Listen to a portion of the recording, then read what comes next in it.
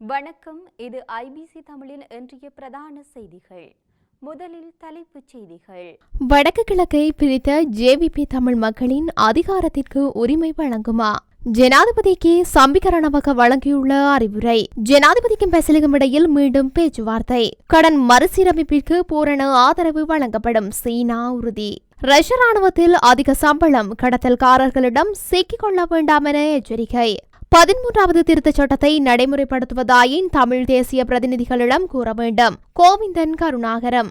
இலங்கையில் தமிழ் ஊடகவியலாளர்களே அதிக அளவில் கொல்லப்பட்டுள்ளனர், ஜோசப் ஸ்டாலின்.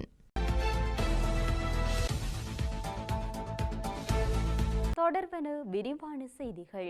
இணைந்திருந்த வடக்கு கிழக்கு மாகாணத்தை உச்சநீதிமன்றம் சென்று பிரித்த ஜேவிபி தமிழ் மக்களின் அதிகாரத்துக்கான நியாயமான உரிமைகளை எவ்வாறு தரும் என ஈழமக்கள் ஜனநாயக கட்சியின் ஊடக பேச்சாளர் ஸ்ரீரங்கேஸ்வரன் கேள்வி எழுப்பியுள்ளார்.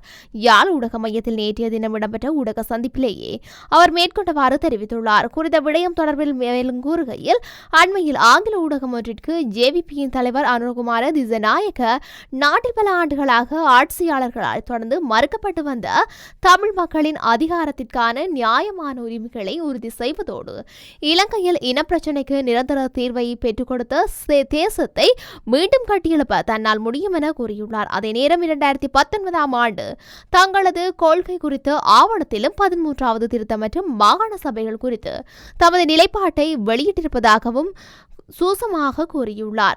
இந்திய இலங்கை ஒப்பந்தம் மேற்கொண்டு இணைந்த வடக்கு கிழக்கு மாகாணத்தை தமிழர்களின் ஒரு நிலத்தொடருடன் தாயக பூமியாக தமிழ் மக்கள் வாழ்வாதாரத்தை கூட விரும்பாத ஜேவிபி அதற்கு எதிராக உச்ச நீதிமன்றத்தை நாடி வடக்கு கிழக்கை தனித்தனி மாகாணங்களாக பிரித்து வரலாறு குறைந்தபட்சமாக வடக்கு மாகாண தமிழர்கள் ஒன்றிணைந்து வாழ்வதை கூட விரும்பாத இனவாதத்தை சிந்தனையுடன் செயற்பட்ட ஜேவிபி இப்போது ஜனாதிபதி தேர்தல் நடைபெறக்கூடும் என்ற சூழலில் தமிழ் மக்களுக்கான நியாயமான உரிமைகளை உறுதி செய்வதாக அந்த ஊடகத்திற்கு கூறியிருக்கின்றார். இதிலிருந்து பகிரங்கமாக புலப்படுத்துவது தேர்தலை இலக்கு வைத்து அண்மையில் புலம்பெயர் தேசம் சென்றிருந்த ஜேவிபி தலைவர் அங்குள்ள அமைப்புகளின் கருத்துக்களை அறிந்து வாக்கை அபகரிக்கின்ற யுக்தியாக இவ்வாறான ஒரு கருத்தை சொல்ல முனைந்துள்ளார். உண்மையில் தமிழ் மக்களின் அரசியல் உரிமை மற்றும் தீர்வுகளை முன்னெடுக்கின்ற ஒரு சந்தர்ப்பங்களிலும் ஜேவிபி எவ்வாறான முட்டுக்களை அரசாங்கங்களுக்கு பேரிடிந்து என்பதை தமிழ் மக்கள் கண்ணூடாக பார்த்துள்ளனர். கடந்த ஏப்ரல் 4ஆம் தேதி யாழில் இடம்பெற்ற நிகழ்வொன்றில்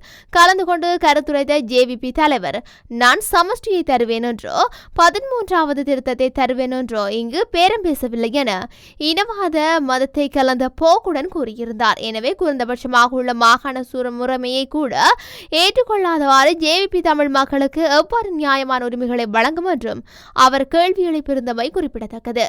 ஜனாதிபதி ரணில் விக்ரமசிங்க மீது நாட்டு மக்களுக்கு நன்மதிப்பு உள்ளது. ராஜபக்சவுடன் கூட்டணி அமைத்து மக்களின் வெறுப்பை ஜனாதிபதி பெற்றுக்கொள்ளக்கூடாது என்று ஐக்கிய குடியரசு முன்னணியின் தலைவரும் நாடாளுமன்ற உறுப்பினருமான பாட்டாளி சம்பிக்க ரணவக்க தெரிவித்துள்ளார். கொழும்பில் நேற்று இடம்பெற்ற நிகழ்வில் கலந்து கொண்டதன் பின்னர் ஊடகங்களுக்கு கருத்துரைக்கையில் மேற்கொண்டவாறு குறிப்பிட்டுள்ளார். அவர் மேலும் கூறியதாவது, நாட்டில் இடம்பெறவுள்ள ஜனாதிபதி தேர்தல் தீர்மானமிக்கதாக பொதுஜன பெரமுனவின் சார்பில் தேர்தலில் போட்டியிட எவருமில்லை.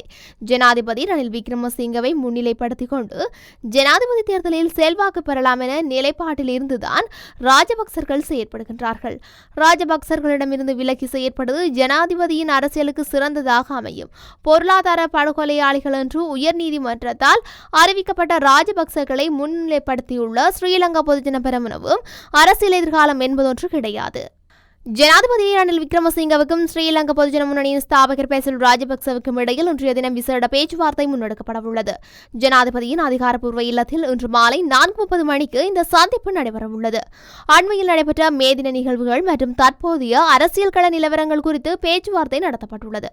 அதிகார பகிர்வு மற்றும் தனியார் மயப்படுத்தப்பட்டது தொடர்பில் அரசாங்கத்தினதும் மொட்டு கட்சியினதும் கொள்கைகள் மாறுபட்டவை என பேசல் ராஜபக்ச கடந்த சந்திப்புகளின் போது சுட்டிக்காட்டியுள்ளார். பௌத்த மகாநாயக தேரர் மற்றும் தேசிய அமைப்புகளுடன் ஜனாதிபதி பேச்சுவார்த்தை நடத்த வேண்டியது அவசியமானது என அவர் மேலும் வலியுறுத்தியிருந்தார் என்பது குறிப்பிடத்தக்கது. இலங்கையின் கடன் மறுசீரமைப்பிற்கு பொருளாதார சவால்களை எதிர்நோக்குவதற்கும் பூரண ஆதரவு வழங்கப்படும் என சீனா தெரிவித்துள்ளது. இலங்கைக்கான சீன தூதுவர் சிஎன் ஹெரங் இந்த உறுதிமொழியை பிரதமர் தினேஷ் குணவர்த்தனவிடம் வழங்கியுள்ளார். பொருளாதார நெருக்கடி நிலைமையை வெற்றி கொள்ள இலங்கை எடுத்து வரும் முயற்சிகள் மகிழ்ச்சி அளிக்கும் வகையில் அமைந்துள்ளதாக சீன தூதுவர் தெரிவித்துள்ளார். ரஷ்ய ராணுவத்தில் அதிக சம்பளம் தருவதாக மோசடி செய்யும் கடத்தல்காரர்களிடம் சிக்கிக் கொள்ள வேண்டாம் என்று ஓய்வு பெற்ற ராணுவ வீரர்களிடம் இலங்கையர்கள் சிலர் கோரிக்கை விடுத்துள்ளனர்.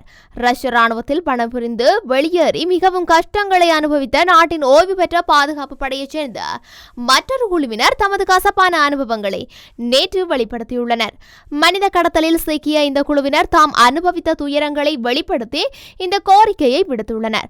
ரஷ்ய ராணுவத்தில் வேலைவாய்ப்பை எதிர்பார்த்து வாக்னர் கூலிப்படையில் பணிபுரிய அந்த நாட்டுக்கு சென்றபோது வாக்னர் கூலிப்படையின் முன்வரிசையில் பணியாற்றவே சந்தர்ப்பம் வழங்கப்பட்டது. ரஷ்யாவில் அதிக சம்பளம், நிலம் உள்ளிட்ட சொத்துக்கள் தருவதாக அழைத்துச் சென்றவர்கள் கூறியும் எதுவும் நிறைவேற்றப்படவில்லை. பல மாதங்களாக சம்பளம் கூட தரவில்லை என்றும் கூறியுள்ளனர். அந்த நாட்டில் போர் முனையில் இருக்கும் இலங்கை ராணுவ வீரர்கள் அந்த நாட்டு போர் முனையில் இருந்து பல காட்சிகளை தொடர்ச்சியாக எங்களுக்கு அனுப்பியுள்ளனர். இலங்கையின் ஓய்வு பெற்ற ராணுவ வீரர்களை ஏற்றிய இந்திய மோசடியில் இலங்கை ராணுவத்தின் ஓய்வு பெற்ற மேஜர் ஒருவர் உட்பட பலர் செயற்பட்டு வருகின்றனர் என்பது உண்மைகளை வெளிப்படுத்தியுள்ளனர். எதிர்க்கட்சித் தலைவர் சஜித் பிரேமதாச 13வது திருத்தச் சட்டத்தை முழுமையாக அமல்படுத்துவதற்கு தயாராக இருக்கின்றார் என்று அதனை மனோ கணேசன் ஊடாக சொல்லக்கூடாது. தமிழ் தேசியத்திற்கான தமிழ் மக்களது பிரதிநிதிகளாக இருப்பவர்களை அழைத்து அவர் கூற வேண்டும் என மட்டக்களப்பு மாவட்ட நாடாளுமன்ற உறுப்பினருமான கோவிந்தன் கருணாகரம் தெரிவித்துள்ளார்.